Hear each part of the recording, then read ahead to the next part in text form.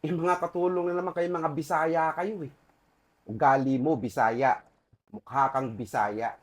Hindi ka makapagtagalog ng diretso eh. Kasi nga, Bisaya ka. Yung dila mo matigas at baluktot. Basta old fashion at old style, nako, Bisaya yan. Yung mga katulong na naman kayo, mga Bisaya kayo eh. Bakit hanggang ngayon, marami pa rin mga ibang tao ang gumagamit ng word na Bisaya to discriminate other people? Bakit ang baba ng tingin nyo sa mga Bisaya?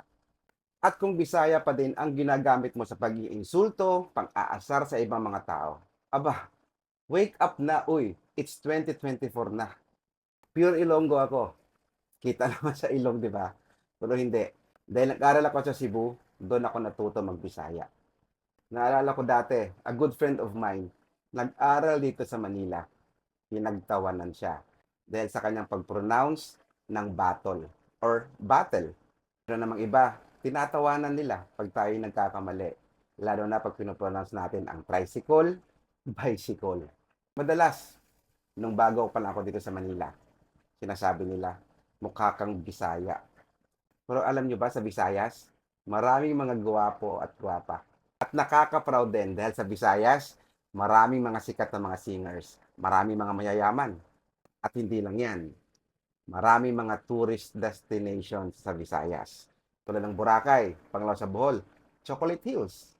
At pagdating naman sa fiestahan, nako, nandyan yung ati-atihan, nandyan yung maskara sa Bacolod, nandyan din ang sinulog sa Cebu. Marami din sa amin mga Bisaya ang hindi talaga nakakapagsalita ng diretso na Tagalog. Kasi hindi naman yun talaga ang ginagamit na dialect do. Pero, huwag ka. Kapag pumunta ka sa Visayas, nako, baka mag-nosebleed ka. Dahil pagdating sa Englisan, ay nako, fluent kung fluent. Sana all. Pero alam nyo ba, sa Visayas, marami kami mga alam na dialect o lengguwahe.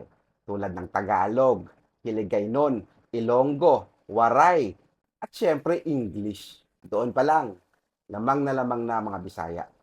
Yun ay kung ang alam mo lang ay ang salitang Tagalog. At sana, alisin na natin ang ganong klaseng mentalidad. Ang kailangan lang naman natin dito ay pagmamahal at respeto sa bawat isa.